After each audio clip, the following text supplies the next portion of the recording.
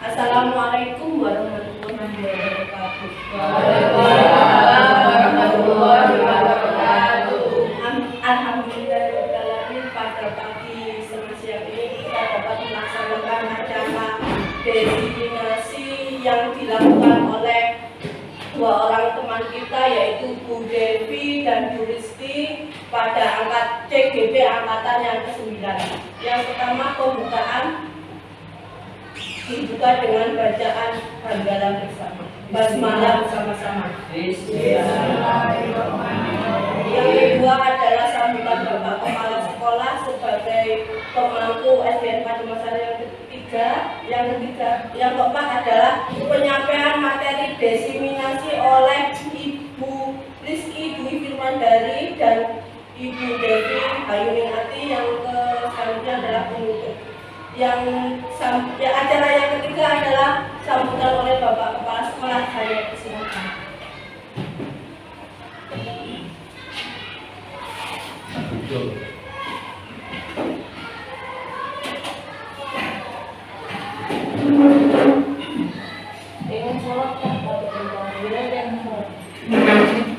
Assalamualaikum warahmatullahi wabarakatuh.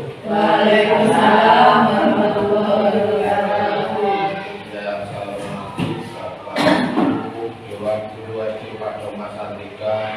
Pertama, mari kita panjatkan puji syukur kepada Allah Subhanahu wa Ta'ala, yang mana di siang hari ini kita semua masih diberi suatu nikmat yang berlimpah, sehingga pada siang hari ini kita dapat berkumpul yaitu dalam acara kegiatan diseminasi calon guru penggerak, yaitu Mbak Rizky sama Mbak Devi.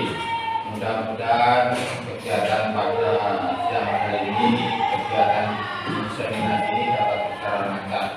Selawat serta salam mudah-mudahan tetap terlimpahkan pada lindungan kita Nabi besar Sallallahu Alaihi Wasallam. Bapak Ibu yang dihormati, saya sangat memberikan apresiasi kepada Mbak calon guru penggerak, Mbak Vivi dan Mbak Devi. Di acara kegiatan diseminasi ini mudah-mudahan dapat berjalan lancar dan dapat membuahkan hasil apa yang diharapkan. Perlu diketahui Bapak Ibu yang terhormati, diseminasi ini dapat dilakukan adalah proses penyebaran informasi atau pemantauan kepada khalayak luas. Dalam konteks ilmiah, diseminasi adalah proses yang bertujuan untuk menyebarkan hasil penelitian, temuan atau inovasi ke dalam masyarakat umum, baik melalui publikasi, presentasi maupun aktivitas. Untuk itu Bapak Ibu, jadi apa yang diharapkan dari calon guru penggerak ini di diseminasi ini, yaitu ingin menyampaikan yaitu informasi-informasi yang diterima dari calon guru penggerak kepada kita semua. Mudah-mudahan informasi-informasi dari calon guru penggerak ini bermanfaat kepada kita semua. Bapak Ibu yang saya hormati, itu saja di acara sambutan saya ini. Mudah-mudahan kita ini bicara lancar sekali lagi, dan kurang lebihnya dari saya mohon maaf yang sebesar-besarnya. Saya akhiri wabillahi taufiq wal hidayah. Wassalamualaikum warahmatullahi wabarakatuh.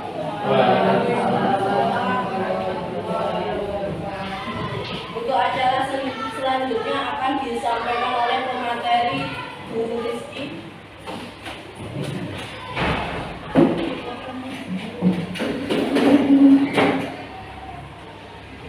Assalamualaikum warahmatullahi wabarakatuh. Waalaikumsalam warahmatullahi wabarakatuh. Yang terhormat Bapak Kepala Sekolah beserta staf Dewan Guru SDN Pademangan 03.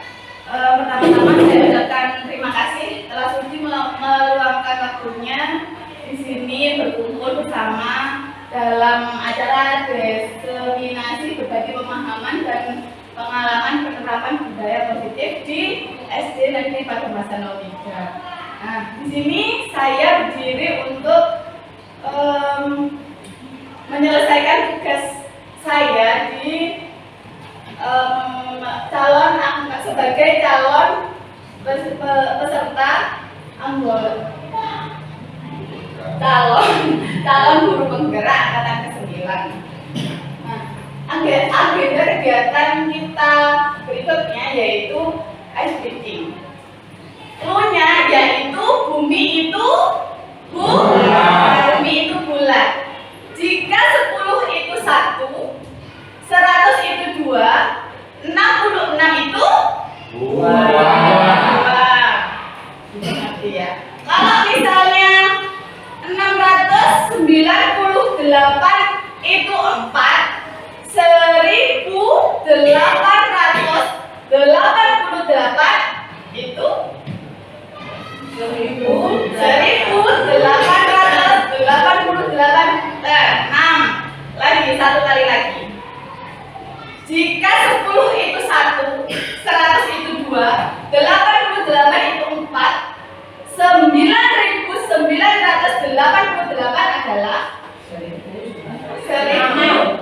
Nah, gitu. Sudah ngerti ya? Nah, tujuan kegiatan kita yaitu melakukan penimbasan tentang materi budaya positif kepada rekan guru dan staf, bersinergi dengan semua komponen sekolah untuk menciptakan budaya positif di lingkungan SDN Pademangan 03. Pertama, pertanyaan pemantik berikutnya. Setuju atau tidak setuju? Jawab setuju atau tidak setuju. Yang pertama, pemberian hukuman dapat mendisiplinkan anak. Setuju atau tidak setuju? Setuju. Tidak. Yang tidak setuju boleh angkat tangan. Kenapa Pak alasannya? Jadi untuk memberikan disiplin anak itu tidak harus dengan cara menghukum. Betul. Terus? Jadi memberikan suatu intinya tugas atau lain sebagainya yang sifatnya mendidik, karena hukuman itu momok dari anak-anak itu mungkin ada faktor cedera nanti, dimana seorang pendidik itu untuk memberikan istilahnya bukan hukuman tapi bagaimana guru itu dicintai, dan sehingga kalau guru mencintai siswa tentunya siswa akan cinta pada guru. Betul sekali. Yang tidak setuju siapa ya tadi?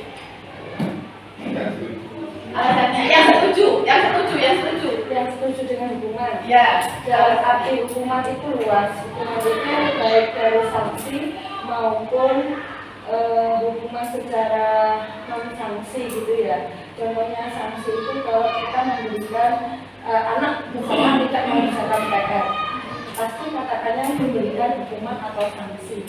Sanksinya berupa apa? Sanksinya berupa kegiatan yang positif. Suatu contoh kita di sini adalah tanahnya luas, kita memberikan anak-anak sanksi berupa membawa pupuk kandang. Itu kan mudah, namun juga memberikan pelajaran untuk anak. Pupuk kandang itu juga bermanfaat untuk tumbuhan, juga anak-anak bisa tahu, oh ini yang namanya pupuk kandang dari potongan hewan, seperti itu.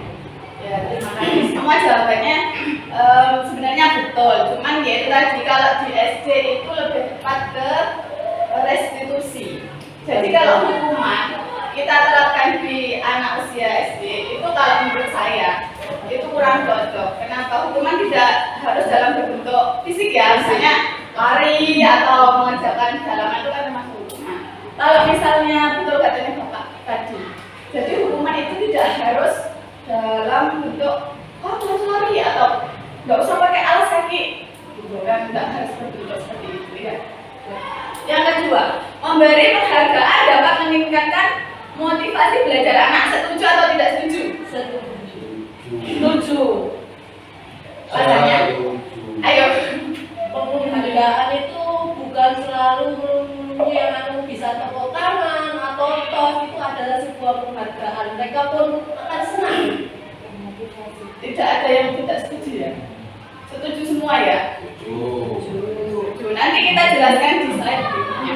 Guru harus mampu memberikan solusi untuk setiap siswa yang bermasalah. Setuju atau tidak? Setuju. Setuju. Kenapa? Karena apa?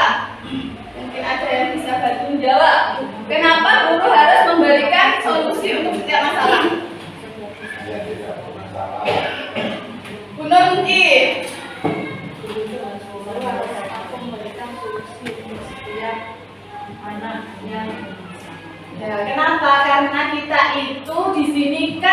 sebagai role model ya. Role model berarti harus memberikan contoh yang baik kepada anak gitu. Jadi kenapa kok kita harus bisa memberikan solusi di sekolah? Kita itu sebagai apa? Orang tuanya anak, iya kan? Kalau di rumah orang tua yang menjadi pemecah masalah anak. Kalau di sekolah tentu kita yang akan menjadi pemecah masalah anak karena orang tua sudah menitipkan anak itu ke kita sebagai pendidik. Jadi kalau misalnya ada siswa yang bermasalah, pasti kita akan mencarikan jalan keluar atau solusinya. Terus yang keempat, guru berperan sebagai teman bagi siswa. Setuju atau tidak setuju? Tidak ada yang tidak setuju ya? Ya. Gurunya pintar-pintar. Di situ nanti kan kita itu bisa berperan sebagai teman, bisa berperan sebagai manajerial ya. Kalau misalnya semuanya, misalnya ada satu siswa, kita di situ berperan sebagai teman, tapi tidak semua siswa bisa diperlakukan seperti itu. Kenapa? Karena ya, ada siswa yang kalau kita itu memperlakukan diri sebagai teman, kadang siswa itu melunjak, nggak sopan kepada kita. Jadi kita itu berperan sebagai teman itu harus tahu tempat, harus tahu memposisikan diri kita. Kan kita yang paling tahu karakter siswa ya. Jadi kita itu, oh anak itu kalau misalnya kita tidak, kalau kita berperan sebagai teman, anak itu lama-lama jadi melunjak atau tidak sopan atau bicara kasar pada kita. Nah, atau bisa jadi kalau misalnya siswa itu memang benar-benar kurang kasih sayang dari rumahnya ya, dari keluarganya. Di situ kita bisa berperan sebagai teman ke siswa tersebut. Oke? Setuju Bapak Ibu? Kalau saya bilang SDN Paduka 103, jawabannya yes. SDN Paduka 103? Yes. Kurang semangat. SDN Paduka 103? Yes. Yes, oke. Yes, oke. Nah, di sini arti budaya positif. Arti budaya positif yaitu nilai, keyakinan, dan kebiasaan-kebiasaan di sekolah yang berpihak pada murid agar murid dapat berkembang menjadi pribadi yang kritis, penuh hormat dan bertanggung jawab. Di sini di sekolah kita, apakah kita sudah melaksanakan disiplin positif, budaya positif? Ya. Contohnya, menyambut anak-anak di depan. ya itu kita ya. Kita. Kalau siswa, budaya positifnya apa? Membuang sampah Pada tempatnya. Ya betul. Kita sudah membiasakan siswa untuk berbudaya positif. Misalnya menuntut sepeda dari gerbang ke tempat parkir, itu sudah termasuk budaya positif. mungkin ada tambahan lain, budaya positifnya ditambah, tidak membawa sepeda jalan, kita bisa menambah apalagi yang bersalaman gitu kan. Ya, bersalaman ketika datang ke sekolah. Membuang sampah itu mungkin menjadi PR kita bersama. Betul ya. Anak-anak itu membuang sampah sembarangan, tidak bertanggung jawab dengan sampahnya sendiri. Jadi mungkin itu yang perlu jadi masukan buat kita. Konsep inti budaya positif: 1. Perubahan paradigma belajar. 2. Disiplin positif. 3. Motivasi perilaku manusia. 4. Kebutuhan dasar. 5. Keyakinan kelas. 6. Posisi kontrol restitusi. 7. Segitiga restitusi. Perubahan paradigma kegiatan. Nah, ini ada kegiatan. Jadi saya akan bagikan kertas.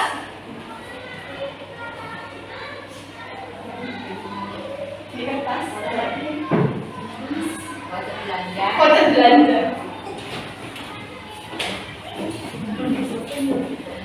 Jadi ada kegiatan di situ. Sampai menuliskan benda berharga yang sampai miliki. Tulis di kertas itu dan jangan sampai temannya tahu. Nggak boleh temennya tahu, nggak boleh contek-contek. Benda berharga yang tidak ada. Terserah boleh apa saja. Berlian kah? Oh itu sekarang Intan kah? Emas kah? Atau emas anduk kah? Benda itu nggak boleh apapun, berupa apapun. Tidak berupa benda nggak apa-apa. Terserah apa saja. Loh, loh. Sapi saja, terserah. Nggak boleh contoh-contohan, nggak boleh contoh-contohan. lebay.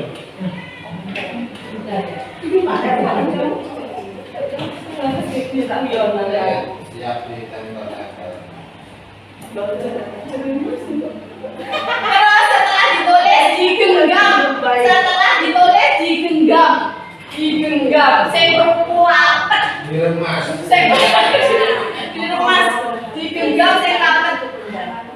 Ini kan bukan benda saja. Bukan, boleh dalam bentuk apapun. Boleh dalam bentuk apapun yang sangat berharga. Yang sangat berharga yang sekiranya kamu itu misalnya direbut, jangan rebut milikku.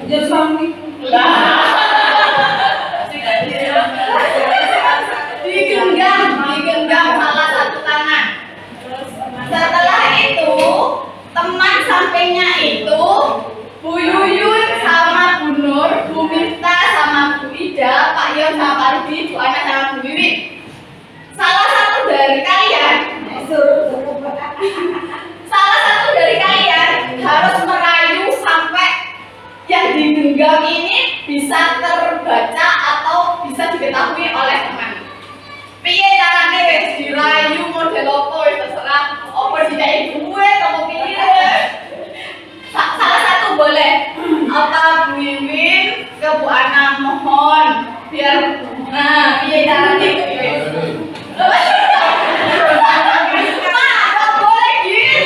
Oh iya boleh. Bukan itu kan. Ceritanya nggak boleh misalnya Pak Rudi ini pengen tahu punyanya sampean benda berharganya apa. Terus habis itu Pak Rudi harus merayu sampean supaya ini kertasnya bisa terbuka. Ayo ya. Buat penasaran. Merayu bahaya. Oh jangan bawa yang merayu kamu bahaya. Berarti saya bawa kemana-mana.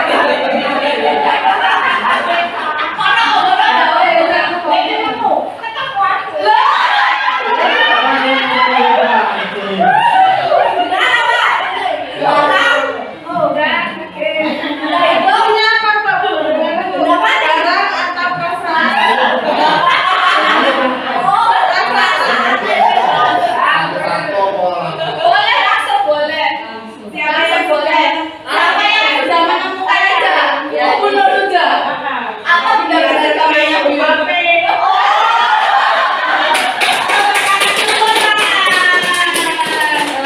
Kalau benda saya ini siapapun yang minta mau diganti meskipun emas sebelum nggak akan saya. Apa? Saya mohon. Karena benda ini merupakan inspirasi hidup saya. Cepi. Namanya Bapak lebih biasa ya. Daripada yang lain.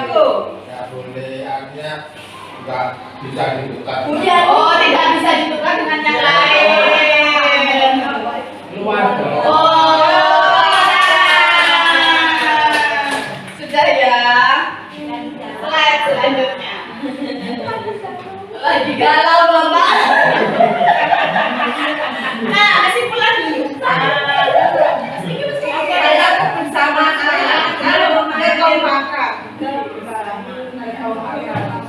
Nah, buat Bu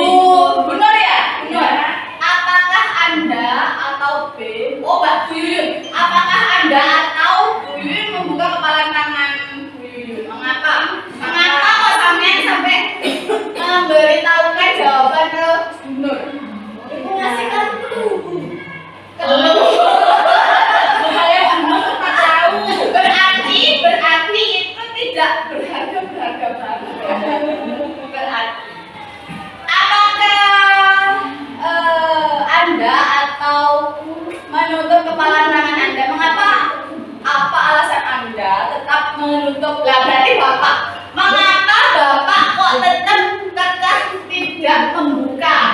Karena yang saya genggam benda ini merupakan penyemangat yang luar biasa.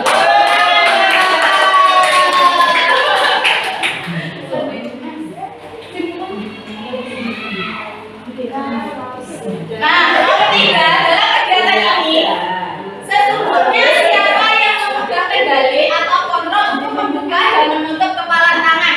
Diri kita sendiri. Yo, betul. Jadi,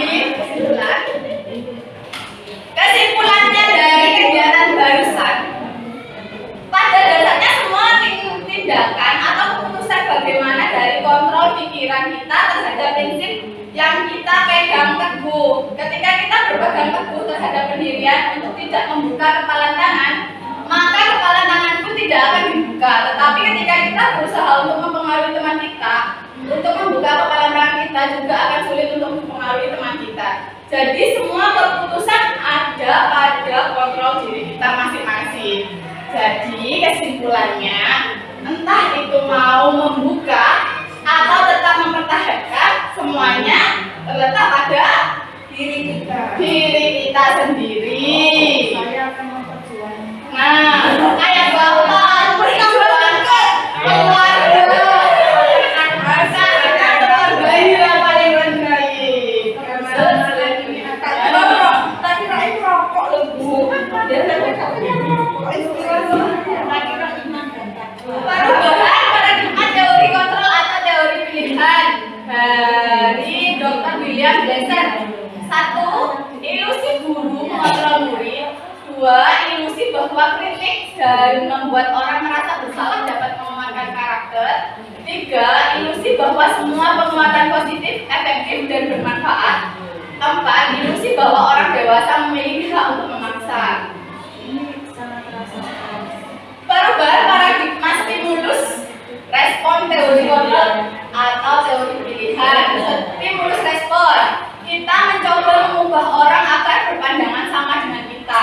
Teori kontrolnya, kita berusaha memahami pandangan orang lain tentang dunia. Perilaku buruk dilihat sebagai sesuatu. Teori kontrolnya, semua perilaku memiliki tujuan. Stimulus respon, kesalahan orang lain bisa mengontrol saya. Teori kontrolnya, hanya Anda yang bisa mengontrol diri Anda. Jadi, cuma kita yang punya kontrol diri, cuma kita sendiri, bukan dari orang lain. Jadi kita mau berbuat baik karena kita, mau berbuat buruk ya karena kita. Jadi orang lain tidak boleh mempengaruhi kita. Tidak boleh. Kita tidak boleh dipengaruhi orang lain. Kita adalah kita. Kita adalah kita. Apa arti disiplin? Disiplin itu apa? Mematuhi Jadi komitmen. Komitmen kita bersama untuk mematuhi aturan. Tapi bisa juga komitmen apa yang ada sudah menjadi dengan diri sendiri, apa namanya, janji dengan diri sendiri. Jadi mendisiplinkan Diri sendiri.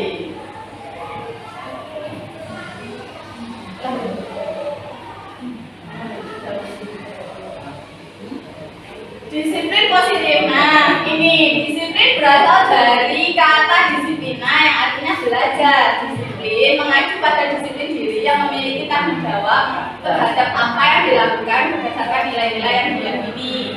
Disiplin positif merupakan salah satu cara penerapan disiplin yang bertujuan untuk menumbuhkan kesadaran serta memberdayakan peserta didik tanpa imbalan atau reward, ancaman atau hukuman. Sebagai pendidik, tujuan kita adalah menciptakan peserta didik yang memiliki disiplin diri sehingga mereka berperilaku mengacu pada nilai-nilai yang membajikan, universal dan memiliki motivasi intrinsik dalam perubahan ke arah yang lebih baik.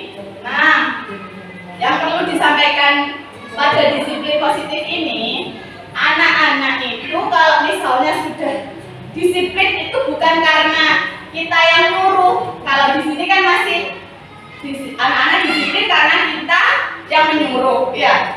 Misalnya memakai alas kaki,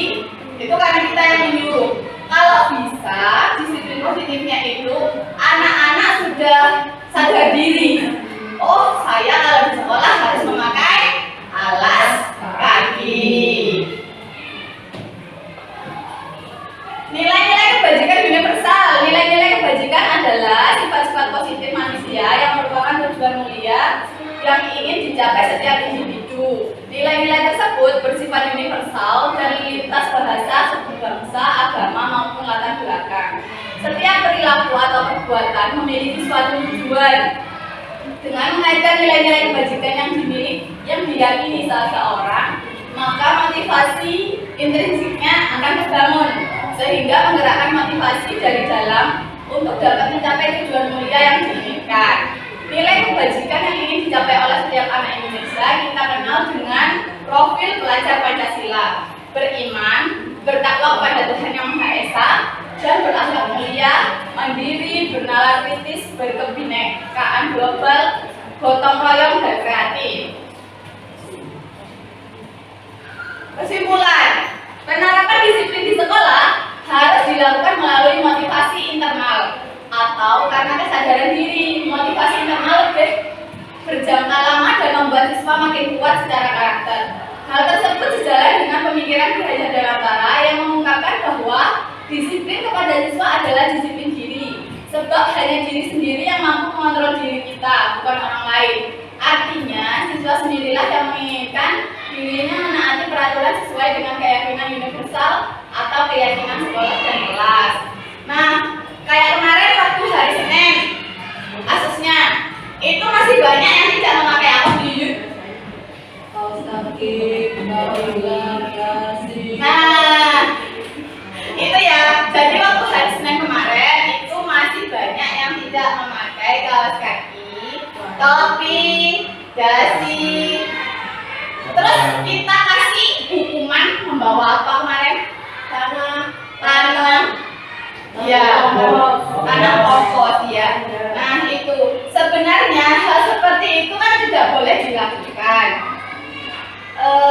Kita bisa memakai cara lain. Jadi kita harus menanamkan bahwa disiplin positif dari diri itu lebih penting. Jadi lebih ke menekankan anak-anak bahwa kamu itu memang ketika ke sekolah harus memakai ikat pinggang, dasi, topi, apalagi pada waktu upacara. Jadi mendisiplinkan dari dalam, bukan dari eksternalnya, bukan dari orang lain. Gitu. Jadi menciptakan kesadaran diri. Menciptakan kesadaran diri dari dalam dirinya.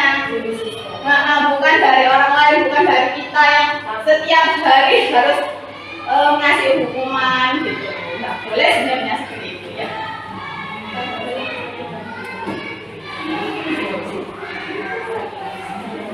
Kebutuhan dasar manusia. Kebutuhan dasar manusia adalah segala sesuatu yang kita lakukan untuk mendapatkan apa yang kita inginkan. Seluruh tindakan yang kita lakukan memiliki tujuan tertentu dan semua usaha terbaik yang kita lakukan adalah dalam rangka agar kebutuhan dasar kita terpenuhi dengan baik.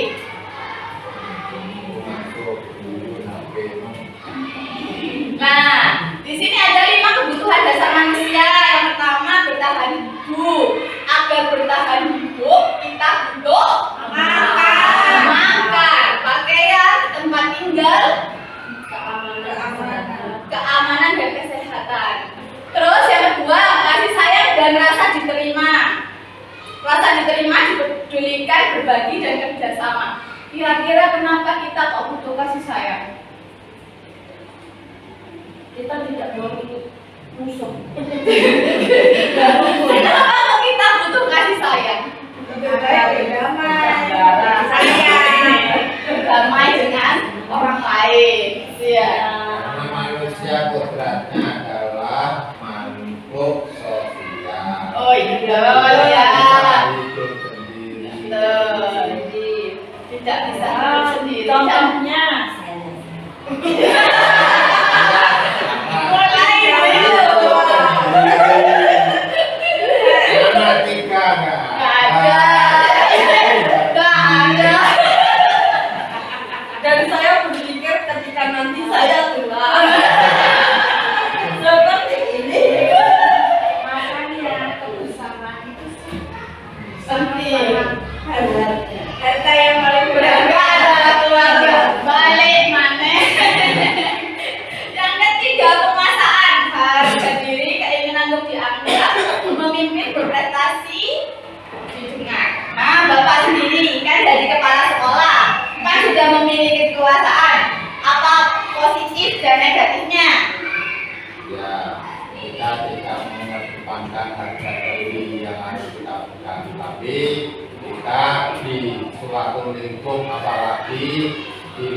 tetangga maupun keluarga kita saling kompromi, tidak adanya merasa kita sebagai pimpinan apa-apa harus dipatuhi dan mengedepankan harga diri. Tepuk tangan buat Bapak. Meminta banyak pendapat lain. Oh tidak ada. Yang keempat, kebebasan, mandiri, memiliki pilihan, mencoba hal baru, mampu mengendalikan diri. Yang terakhir, kesenangan, bermain, humor, antusiasme, tertawa. Nah, yang terakhir, ayo coba kebebasan. Kenapa kok kita butuh kesenangan? Kesenangan, ayo, Pak Wiwin, Pak Wiwin, siapa Pak Wiwin?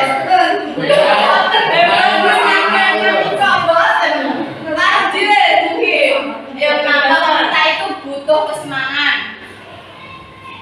untuk menghilangkan stres, untuk menghilangkan stres dan jenuh. Kalau kita setiap hari itu bekerja dari pagi sampai sore, kalau misalnya nyampe rumah ini saya stres, oh kira-kira enggak kita ini cepet tua. Intinya manusia dikatakan sehat itu setiap hari harus tertawa. Ya betul.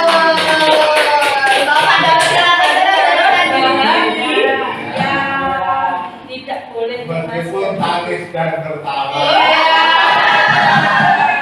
Curhat Bapak. Ayo slide lagi. Materi berikutnya yaitu teori motivasi, hukuman, dan penghargaan restitusi. Teori motivasi perilaku manusia. Jadi motivasi itu ada yang dari eksternal dan juga ada yang dari internal. Kalau sudah dari internal, itu pasti akan nih. Untuk menghargai diri sendiri, saya akan menjadi orang yang seperti apa bila saya melakukannya. Kalau yang dari eksternal, untuk menghindari ketidaknyamanan atau hukuman, apa yang akan terjadi apabila saya tidak melakukannya. Nah, ini kayak misalnya motivasi untuk mengerjakan PR misalnya ya. Mengerjakan PR kalau dari eksternal, orang tua kan eksternal. Ayo kerja PR. Kok lewat mari kerja PR, boleh nonton HP misalnya ya. Itu kan pasti sudah timbul dari orang lain tapi bukan dari kita sendiri. Kalau misalnya tidak ada motivasi itu lagi, pasti anaknya tidak akan mau mengerjakan PR. Nah, sebaiknya yang dilakukan itu adalah memberikan motivasi agar keluar dari dalam diri sendiri, bukan dari orang lain. Nggak boleh atas suruhan atau karena mau dikasih penghargaan atau nanti kamu kalau misalnya bisa melakukan itu tak belikan permen. Itu sebenarnya nggak boleh karena itu tadi tidak timbul dari dalam diri.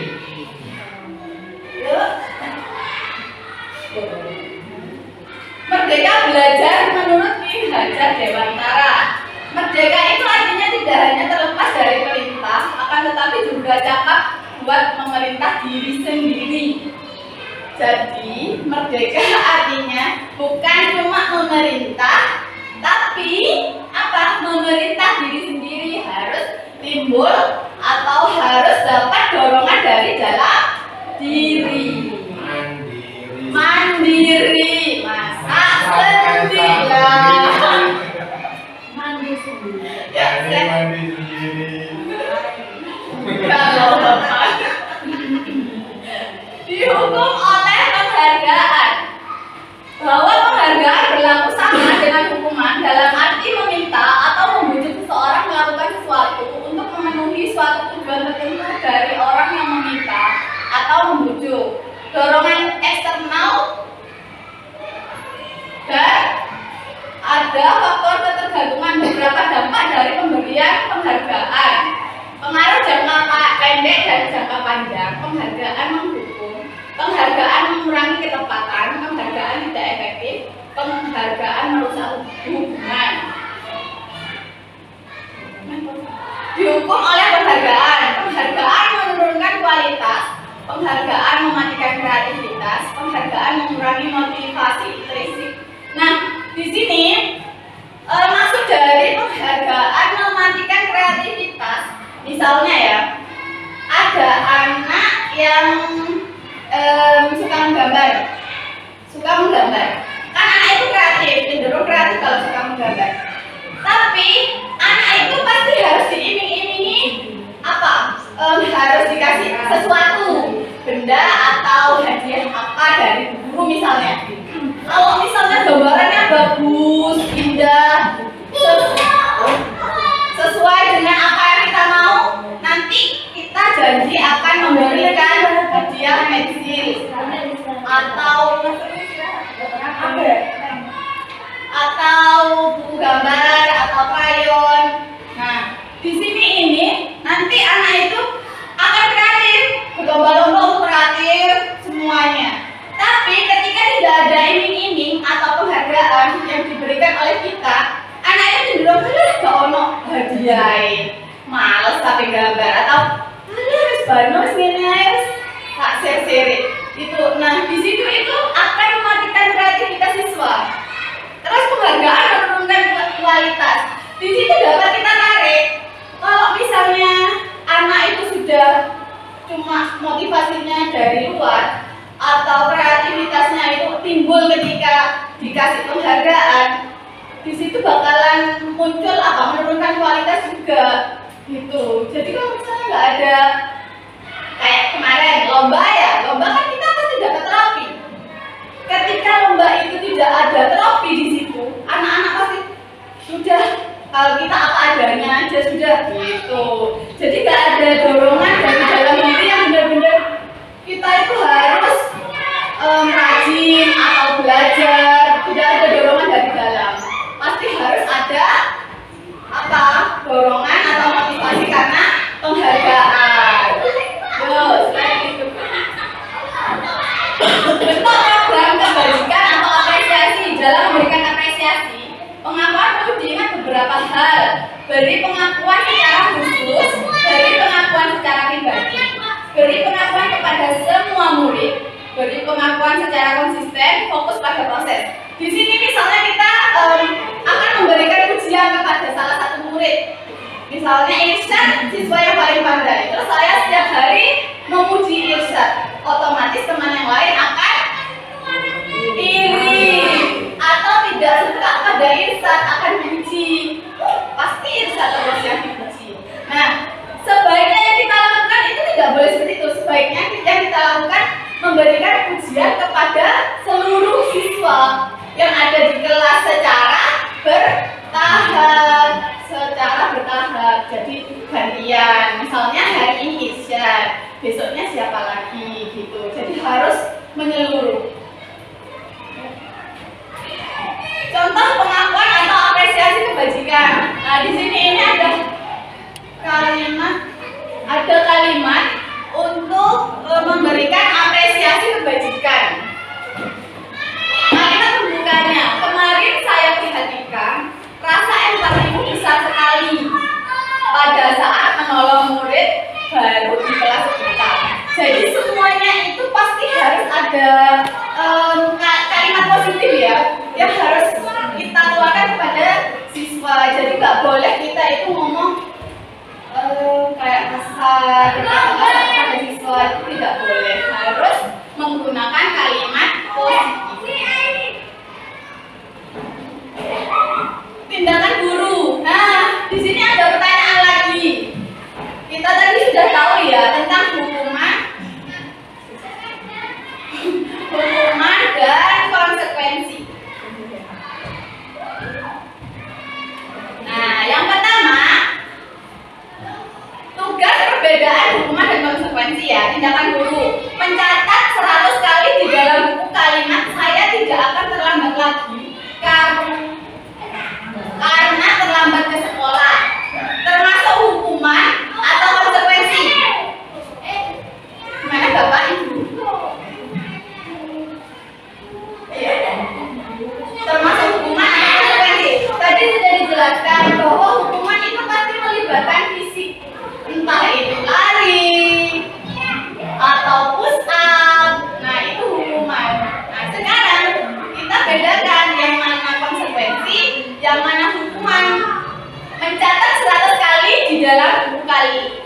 kalimat saya tidak akan terlambat lagi karena terlambat ke sekolah. Termasuk hukuman atau konsekuensi? Hukuman. Yang kedua, lari mengelilingi lapangan basket 2 kali karena terlambat hadir di sekolah. Hukuman. 3, murid diminta untuk push up 15 kali karena tidak menggunakan masker ke sekolah. Hukuman. Menggantikan kertas tugas teman yang telah dicoret-coret. Konsekuensi. Membersihkan tumpahan air di meja tulis karena tersenggol pada saat belajar. Konsekuensi. Murid disuruh untuk tidak mengenakan sepatu seharian di sekolah karena tidak mengenakan sepatu hitam. Hukuman. Lari mengelilingi lapangan basket 2 kali karena terlambat 10 menit untuk pelajaran PJUK. Hukuman. Nah, sekarang sudah paham ya, bisa membedakan antara hukuman dan konsekuensi. Nah, kalau hukuman itu lebih ke fisik, hukuman fisik. Ya. Perbedaan hukuman dan konsekuensi. Nah, ini hukuman sesuatu yang menyakitkan harus terjadi. Kalau konsekuensi sesuatu harus terjadi. Membuat anak sakit fisik maupun hati untuk jangka waktu lama. Kalau konsekuensi membuat anak merasa tidak nyaman dalam jangka waktu pendek.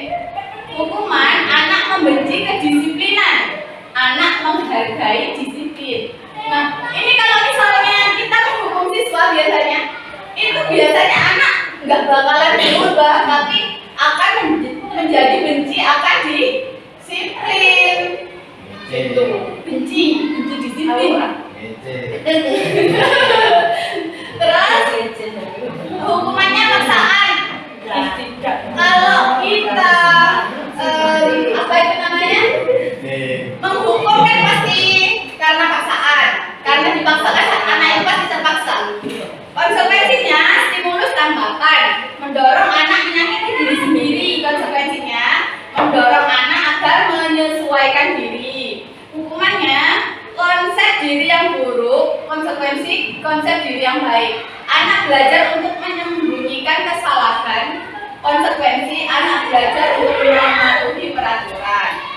Hukumannya marah, rasa bersalah, dipermalukan, merasa tak dihargai. Konsekuensinya kehilangan hak, dibuat tidak nyaman, diasingkan untuk sementara. Nah, di sini ada anak belajar untuk menyembunyikan kesalahan. Biasanya kalau misalnya hari Senin potong buku ya, periksa kerapian, anak-anak itu takut, pasti ada yang sampai gigi kuku terus disembunyikan karena anak itu takut. Jadi kita itu seharusnya tidak menghukum, tapi memberikan konsekuensi.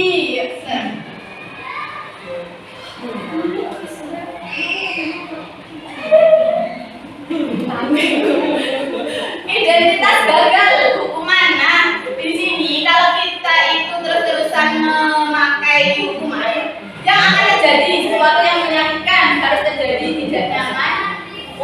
Sesuatu yang menyakitkan harus terjadi, konsekuensi sesuatu harus terjadi. Restitusi merupakan pilihan, tidak nyaman untuk murid atau anak jangka waktu yang panjang. Konsekuensi tidak nyaman untuk murid jangka waktu pendek, menguatkan untuk murid atau anak dalam jangka waktu yang panjang. Hukuman, korban mendapatkan keadilan. Konsekuensi korban bisa diabaikan, korban mendapatkan ganti.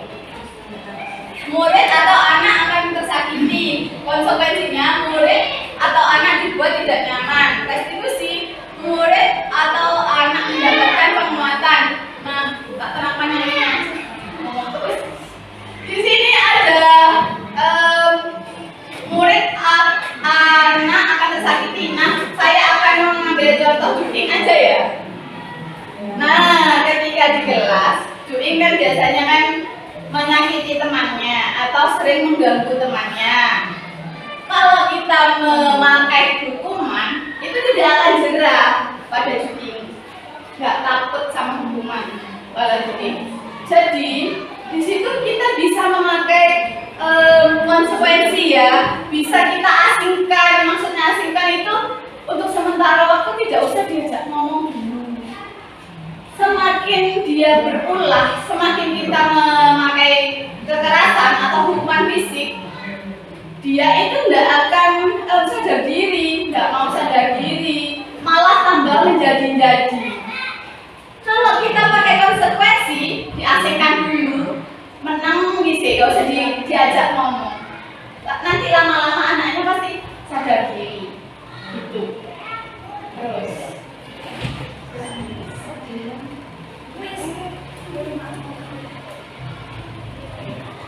Itu saja yang bisa.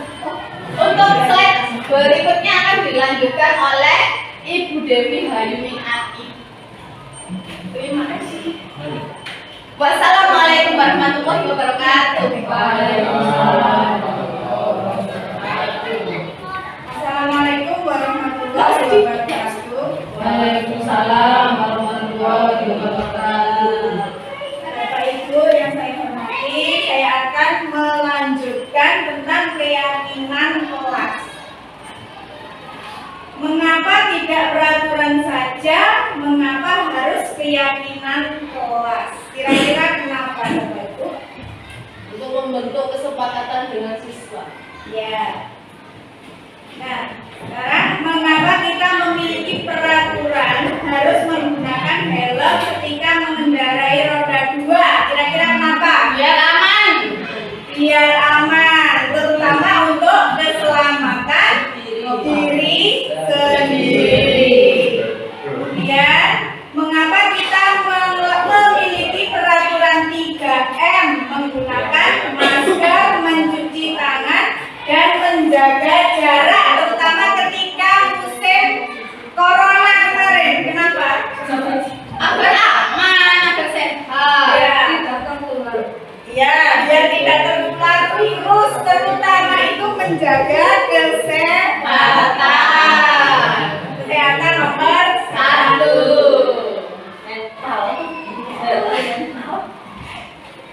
Terus kemudian, mengapa kita memiliki peraturan harus datang tepat waktu pada saat mengikuti pelatihan? Di sini seperti sekarang saya dan Bu Kiki melakukan diseminasi, kita mengundang, kemudian Bapak Ibu alhamdulillah datang tepat waktu. Misalnya kalau untuk anak-anak atau untuk Bapak Ibu guru ketika sekolah harusnya datang tepat waktu. Begitu juga untuk murid datang tepat waktu ketika masuk sekolah. Nah, di sini ada peraturan kelas. Sebenarnya apa beda peraturan kelas dan keyakinan kelas? Kalau peraturan itu sesuatu yang harus ditaati, sedangkan keyakinan adalah perjanjian antara guru dan murid. Jika siswa melanggar, pasti ada akibatnya. Ya, betul ya. Begini, kalau peraturan kelas mungkin hanya ditulis anak-anak tata tertibnya harus bersalaman, masuk tepat waktu, tapi tidak dari diri sendiri.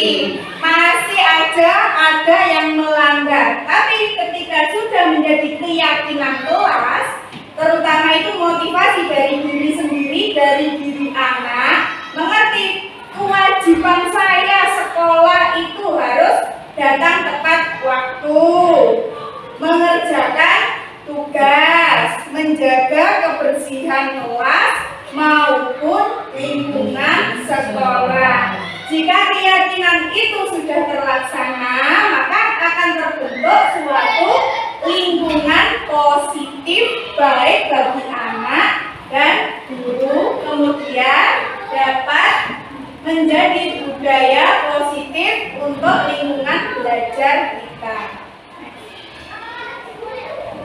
Bapak Ibu, mana yang merupakan keyakinan kelas? Antara kesepakatan kelas ini datang tepat waktu, kemudian mengucapkan salam, menjaga kebersihan sekolah, berdoa sebelum dan sesudah kegiatan, aktif dalam pembelajaran, tertib, kemudian kesepakatan kelas, kami guru dan murid yang saling menyayangi, dan kami murid yang semangat belajar, kemudian kami murid yang peduli dengan teman. Kira-kira mana yang diyakini?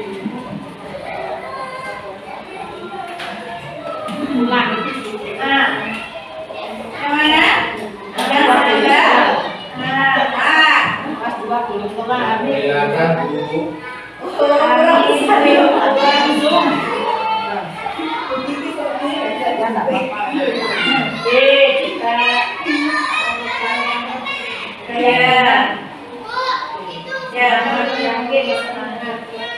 Ya, yang pasti datang tepat waktu, kemudian menjaga kebersihan sekolah, tertib itu bagian dari kebersihan, kemudian yang paling utama saling menyayangi. Nah, kegiatan pendalaman keyakinan kelas berupa tabel T dan Y. Di sini pada hormat, di sini ada hormat, berarti kami meyakini bahwa sangat penting untuk mengamati semua orang dan barang milik orang lain.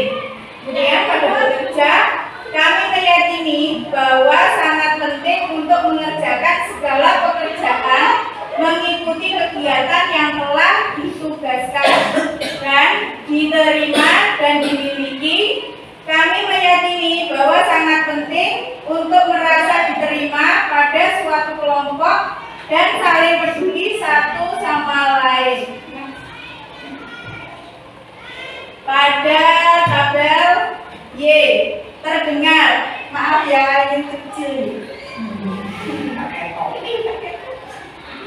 terdengar misalnya satu orang berbicara, yuk saya bantu, kita bisa menyelesaikan ini bersama, terima kasih, tolong. Nah, itu suatu ungkapan yang terdengar untuk anak. Yang terlihat dari itu, maka berempati terhadap perasaan orang lain, memegang barang milik orang lain hanya dengan izin. Nah, ini sangat penting untuk anak-anak. Kemudian mendengarkan dengan seksama dan senantiasa berbuat baik, berbagi. Kemudian perilaku yang diinginkan yaitu tersenyum ramah, memberikan salam hormat berupa jabat tangan, meletakkan tangan di dada dan salim. Kemudian memberikan ruang lingkup bekerja, postur tubuh yang tenang. Kalau hormat tampak seperti, maksudnya ini kalau anak-anak bisa tampak perilakunya ketika datang tepat waktu. Tapi kenyataannya anak-anak sering hadir terlambat. Kemudian menyapa teman, guru setiap hari. Tidak tampak seperti tak acuh kepada teman dan guru. Nah, kalau kemudian mengembalikan barang teman yang dipinjam dan mengucapkan terima kasih. Nah, terima kasih, ucapan terima kasih sangat penting kita tanamkan untuk anak-anak ketika selesai meminjam barang kepada teman. Tapi yang tidak tampak seperti tidak mengembalikan barang yang dipinjam atau meletakkannya sembarangan. Nah, ini perlu kita ajarkan ke anak-anak. Kemudian ada bekerja, tampak seperti tekun bekerja dan menyimak guru. Tapi tidak tampak tidak mendengarkan guru dan acuh tak acuh. Kemudian menyerahkan tugas tepat waktu, tapi anak-anak tugas tidak diberikan atau yang paling fatal tidak dikerjakan. Next. Nah, ini ada peraturan dan keyakinan kelas.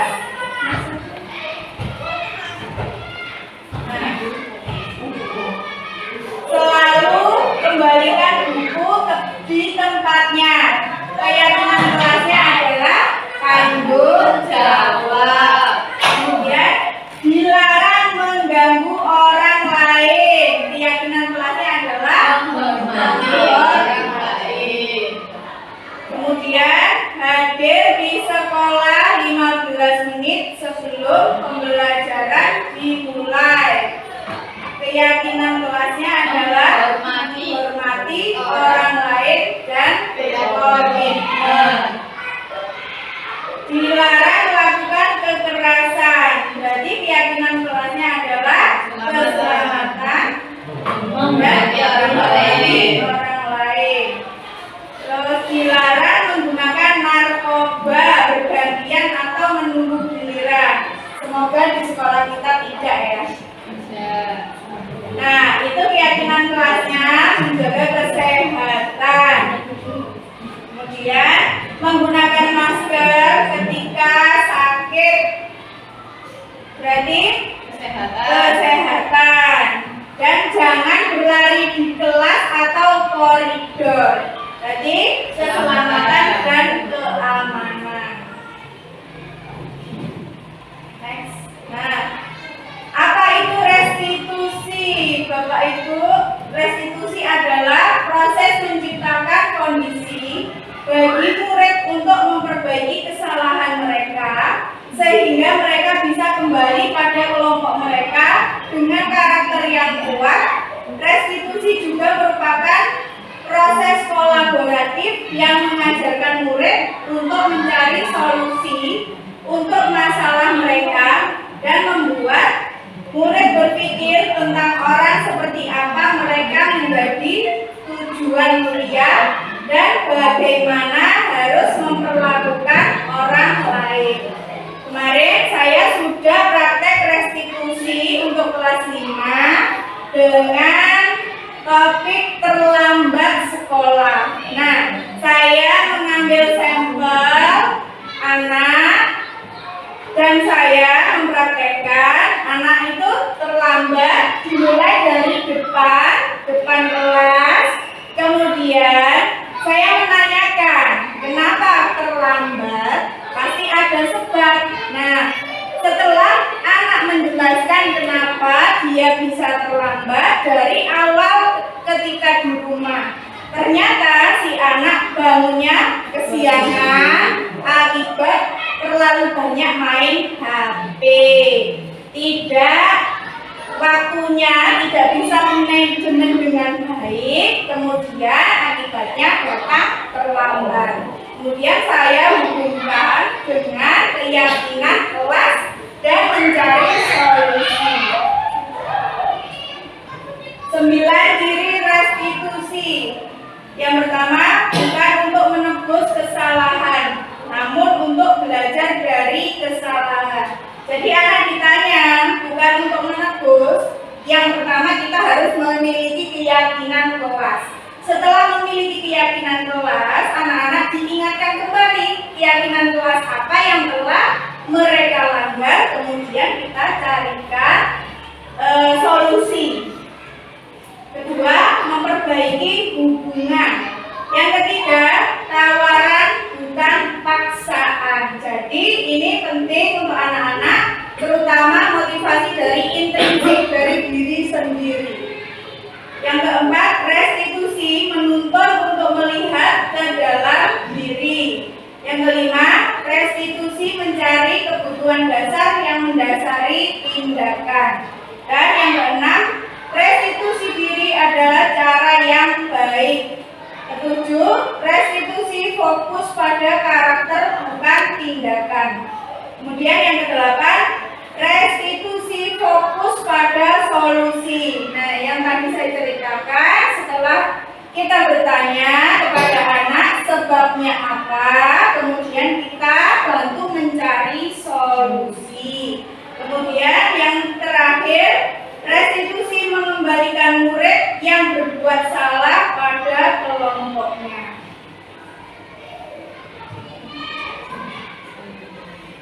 Nah, guru memiliki 5 posisi kontrol guru. Guru sebagai pembentuk, sebagai pembuat rasa bersalah, sebagai teman, sebagai manajer, atau sebagai pemantau. Kira-kira kita biasanya sebagai apa? Penghukum. Sebagai penghukum. Lebih banyak penghukum ya.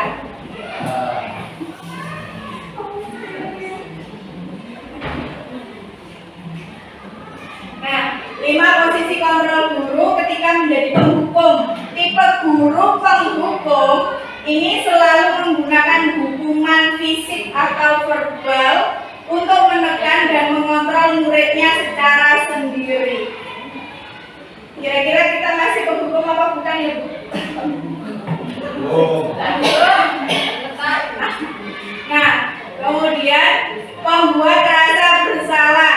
Tipe guru ini dengan suara lembut tetapi bahasa yang digunakan membuat orang merasa bersalah dan tidak berguna. Misalnya, anak-anak, kalian tidak kasihan sama ibu guru. Sampai ditegur bapak kepala sekolah, seandainya kalian itu sukanya lari-lari bikin gaduh. Nah, itu contoh membuat rasa bersalahnya anak-anak agar kita bisa mengendalikan anak. Kemudian kita sebagai teman mengontrol murid dengan persuasi dan menjadikan murid sebagai teman. Nah, kita harus mengerti waktu kapan kita menjadi teman. Jangan setiap waktu, tapi harus timing waktunya yang tepat ketika kita menjadikan guru sebagai teman. Kemudian pemantau, mengawasi perilaku murid berdasarkan aturan yang berlaku. Dan terakhir, sebagai manajer, tipe guru mempersilahkan murid untuk bertanggung jawab dan menemukan solusi sendiri.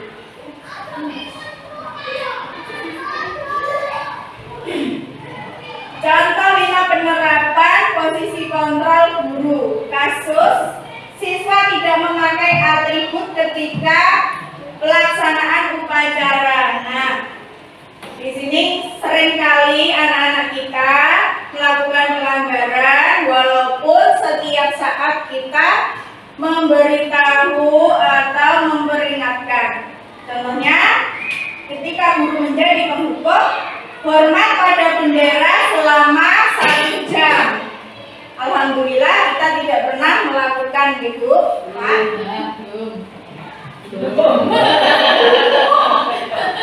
Jangan sampai kita hukum dengan cara menjemur.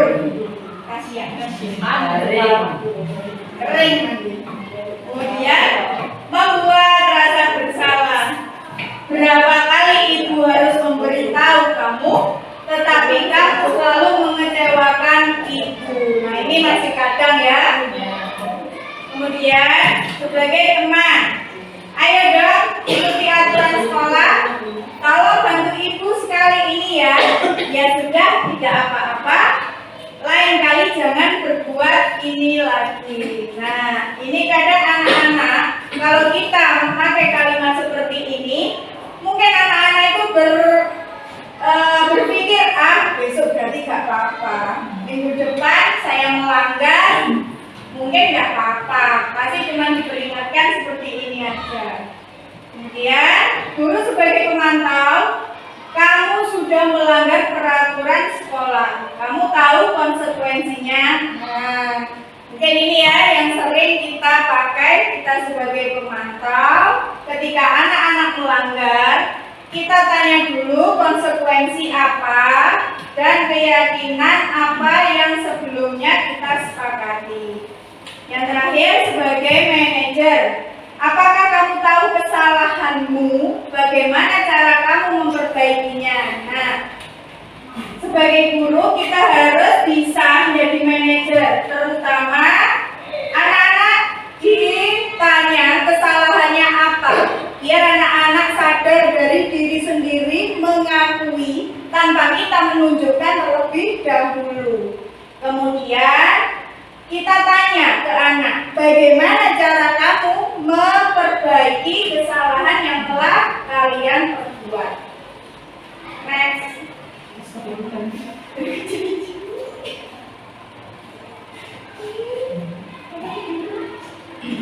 Kemudian 5, posisi kontrol, identitas gagal atau kontrol dari luar, menghindari hukuman.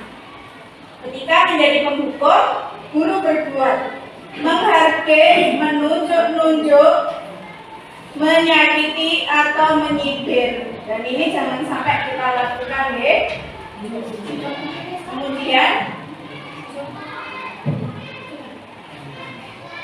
Kemudian berceramah, mengatakan untuk seharusnya atau ibu kecewa.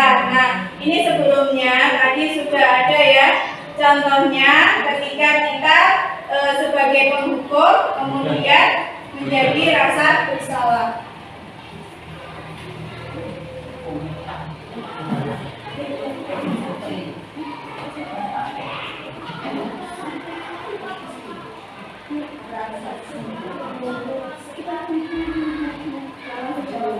Nah, Bapak Ibu, ada beberapa pertanyaan dan siapa yang mengatakan saya kecewa sekali dengan kamu. Berarti ini termasuk apa? Pembuat orang merasa bersalah. Nah, karena ada kalimat kecewa sekali.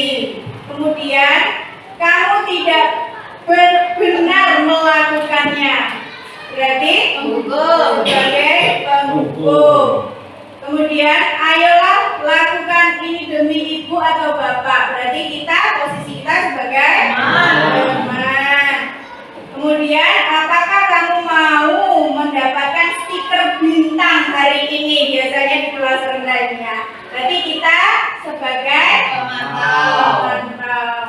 Kemudian bagaimana kamu bisa menyelesaikan masalah ini? Berarti kita sebagai manajer. Dan yang terakhir, kamu selalu yang paling terakhir, menunjukkan selalu. Berarti sebagai penghukum. Nah, di sini ada studi kasus. Iva kurang menguasai pelajaran matematika sehingga pada saat pelajaran tersebut berlangsung, dia lebih banyak berdiam diri atau menggambar di buku pelajarannya. Pada saat matematika, Pak Seno menanyakan pertanyaan Iva menjadi gugur dan tak sengaja menjatuhkan tasnya dari kursi, serta tiba-tiba menjadi gagap pada saat berupaya menjawab. Seluruh kelas pun tertawa melihat perilaku Iva yang bicara tergagap dan terkejut tersebut. Pak Seno pada saat itu membiarkan teman-teman Iva menertawakan. Iva yang tergagap dan malu luar biasa, dan malahan minta Iva untuk maju ke depan dan berdiri di depan kelas sambil menunjuk hidungnya karena tidak bisa menjawab pertanyaan Pak Seno. Kelas makin gaduh dan anak-anak pun tertawa di depan kelas memegang ujung hidungnya. Kira-kira apa yang telah dilakukan Pak Seno di sini? Sebagai penghukum. Sebagai penghukum. Dan ini kurang cocok bagi siswa. Kenapa? Karena Pak Seno sudah memberikan hukuman berupa memegang ujung hidung. Hukuman bagi anak bisa berdampak pada mental anak. Nah, apakah Anda setuju tindakan Pak Seno terhadap Iva? Tidak. Tidak. Kenapa? Tidak boleh dihukum. Oh iya, karena tidak boleh dihukum. Kita harus pakai, kita jangan sampai menjadi penghukum. Kemudian menurut Anda, bagaimana dampak yang dirasakan Iva secara psikolog? Apakah baik atau buruk? Buruk. Dan dia karena dapat mengganggu mental anak, perkembangan anak. Nah, segitiga restitusi seperti tadi yang saya ceritakan, saya sudah mempraktekkan bersama kelas 5 seperti apa Restitusi adalah suatu proses dialog yang dijalankan guru agar menghasilkan murid mandiri dan bertanggung jawab.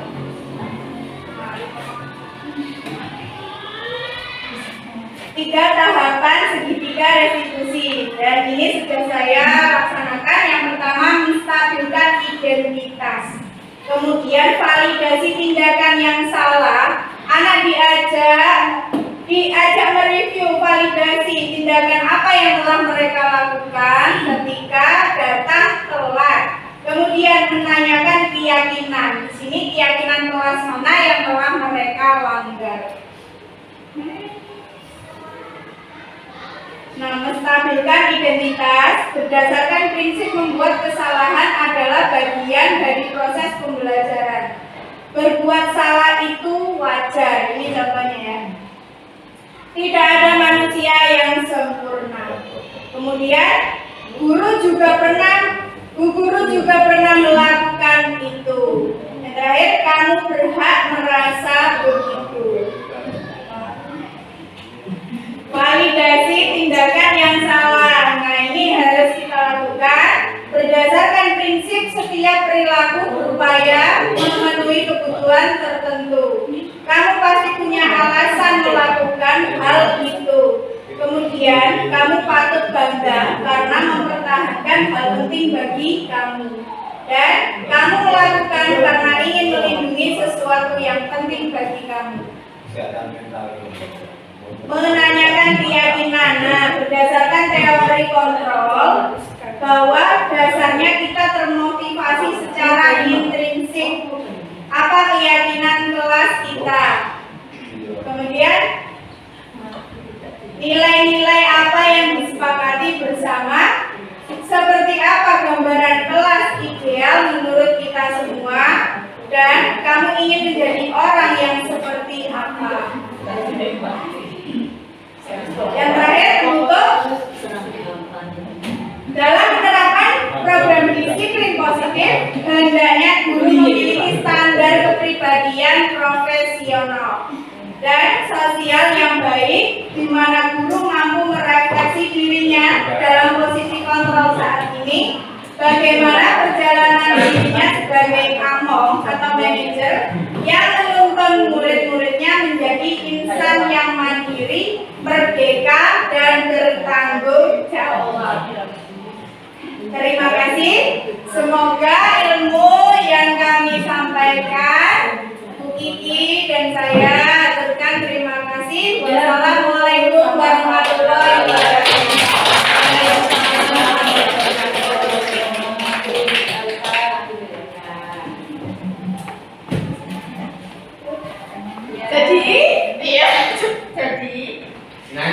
Jadi kesimpulannya ya, untuk kegiatan hari ini semoga kita bisa menerapkan budaya positif di lingkungan sekolah kita. Tadi disampaikan sama Bu Devi bahwa kita juga kalau misalnya ada permasalahan dengan siswa kita itu punya segitiga restitusi ya. Segitiga restitusi itu gunanya untuk memecahkan masalah yang dialami oleh siswa. Tadi di awal kan sudah saya terangkan bahwa apakah siswa itu perlu mendapatkan solusi dari kita? Jawabannya ya. Nah, dengan apa? Segitiga restitusi ya. Tadi itu yang pertama itu pasti harus menstabilkan identitas, terus memvalidasi, dan yang terakhir adalah apa? Menanyakan keyakinan kelas. Sudah ya? Mengerti dia Bapak Ibu? Apakah kita siap untuk melaksanakan budaya positif di lingkungan sekolah kita? Siap. SDN Padomasan 3? Ayo pernah kompak. SDN Padomasan 3? Terima kasih semuanya. Saya akhiri. Kalau ada salah-salah kata mohon dimaafkan. Wabillahi taufiq wal hidayah. Wassalamualaikum warahmatullahi wabarakatuh.